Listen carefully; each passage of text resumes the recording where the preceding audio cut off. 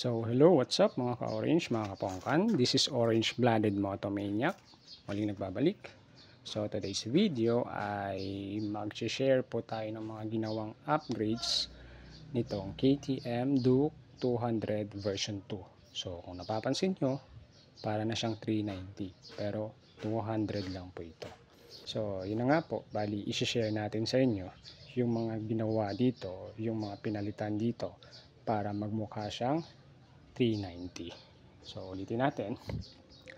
This is KTM Duke 200 2020 model, or tinatawag natin V2, o yung tinatawag natin ng BS6 na po na KTM Duke 200. So shout out muna sa may-ari ng motor na ito, si ating tawag nito, pinaka pangmalakasang Uncle Roy Works Manggubat. Papakita natin yung unang mods na ginawa dito. Yung pinakaunang mods na ginawa dito para magmukha siyang 390 is yung kanyang yung kanyang headlight. So kung mapapansin nyo, yung kanyang headlight is hindi na po yan stock, naka 390 headlight na po siya. So working po yan. Yan.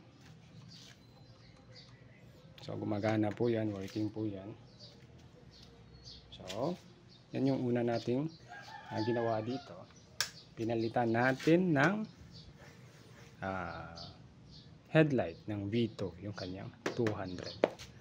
So yung pangalawa is yung kanyang exhaust. So ang ginawa po namin siyang 390 stock exhaust yung kanyang tambutso. So kung napapansin nyo, yan, pinalitan lang po siya ng mid pipe.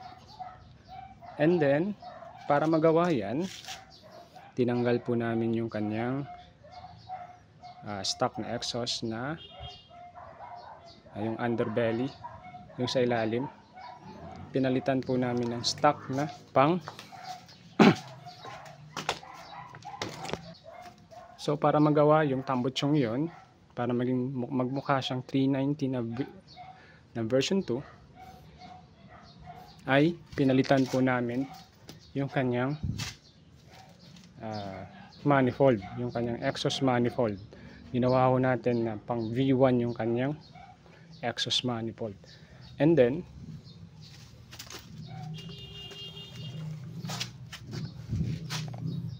yan, ito na ngayon yung kanyang mid pipe, from exhaust manifold,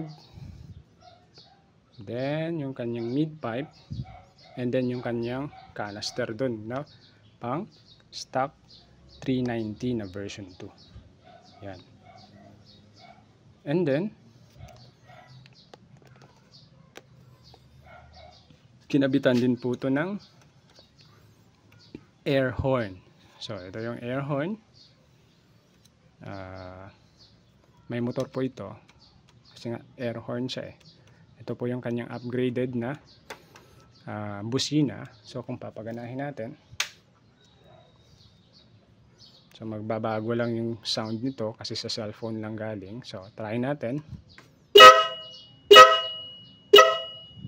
Yun yung kanyang tawag nito, busina. Para mas marinig, try natin ilayo.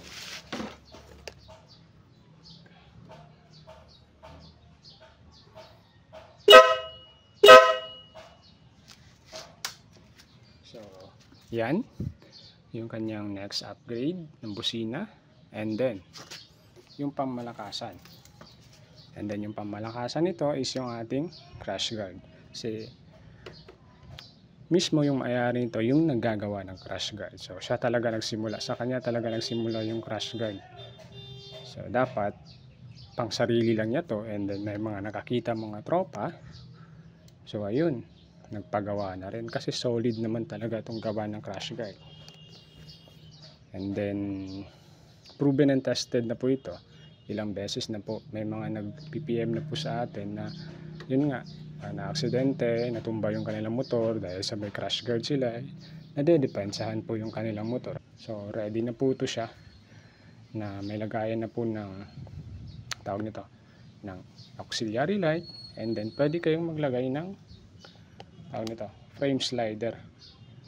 May mga ibang crash guard kasi na hindi siya nalalagyan ng frame slider. So, mismong crash guard lang siya talaga. So double purpose, double yung kanyang depensa. May depensa na siya sa ilalim, may depensa pa siya dito sa taas. And then plug and play na po ito. Wala na po ito siyang hila-hila para lang maipasok niyo yung mga tornilyo sa tawag nito, sa mga butas. And then so next nito is yung kanyang, kung napapansin nyo ito. So kung napapansin nyo, yung kanyang belly pan. Yan. Yung belly pan yan is pang version 1. Yan. Dahil hindi na po siya underbelly yung kanyang exhaust, ay pangit na po siya tignan. Kung yung ilalagay natin na tawag nito na belly pan is yung pang V2 pa rin. So ginawa namin pang V1 yung kanyang tawag nito, yung kanyang belly fan. And next is yung kanyang, syempre itong dalawang modes na yan, yung kanyang tail tidy, putol na po ito, and then yung kanyang combination na splash guard. So yan na po yung kanyang combination na tail tidy and then yung kanyang splash guard. Matibay ito, walang galaw yan pag tumatakbo dahil dalawa yung mismong bracket niyan, hindi yan siya single arm. So fabricated ulit yan ng ating Uncle Roy Works, kumbaga. So yan yung bracket nya, may bracket yan dito, and then yan.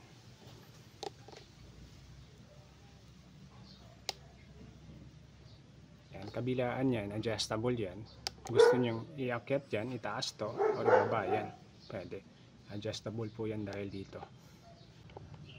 Then same lang din po yan sa kabila, kaya wala tong galaw. Yan. Adjustable yan.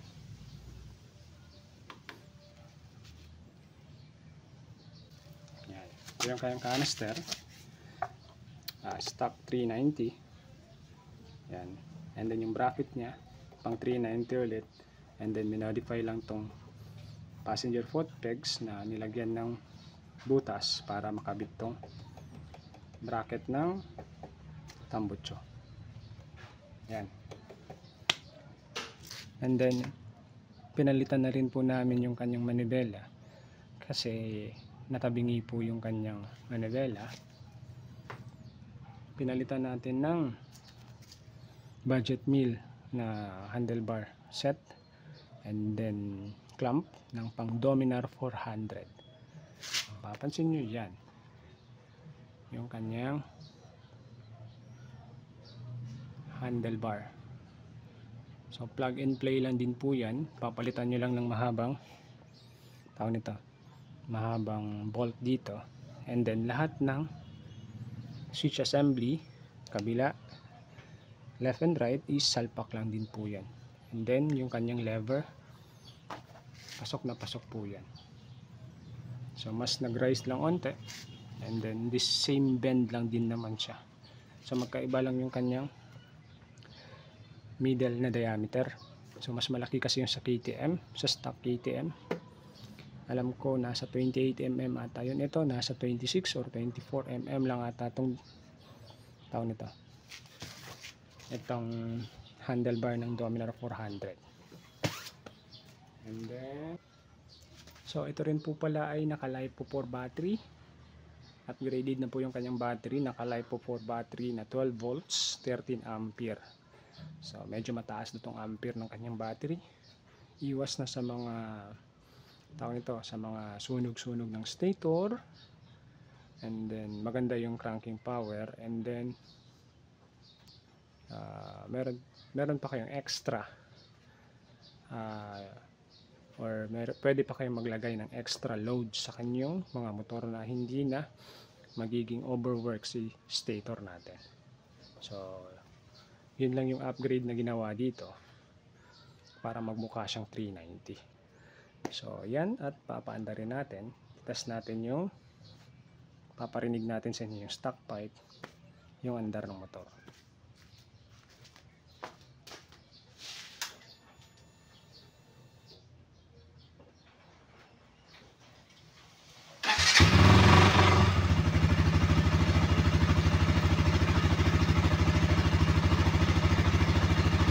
So, ayan na po yun, yung andar ng motor. So, lapitan natin yung pipe. Dahil cold start yan.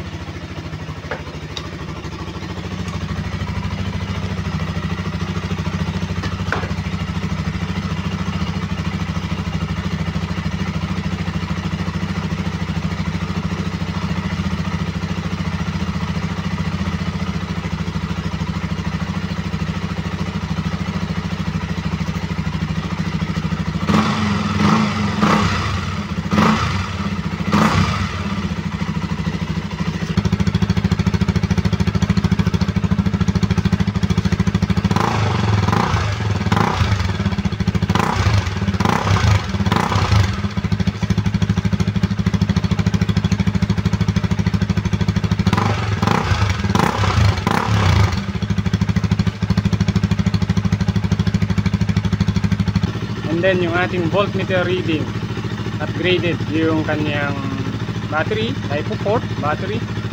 So, umabot tayo ng 14.6 to 14.5.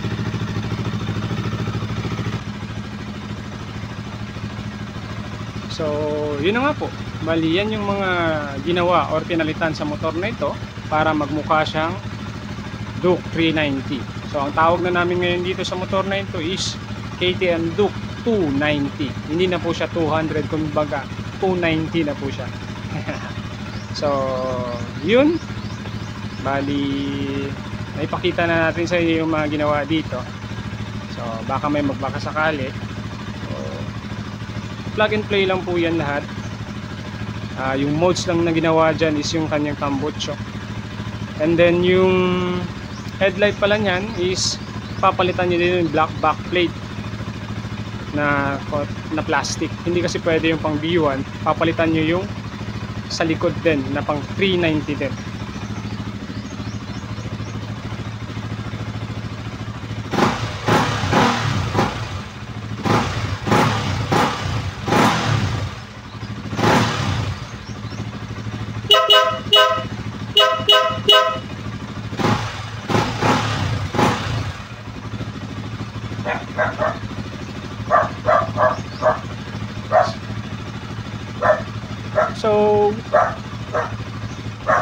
So yun na nga lang po.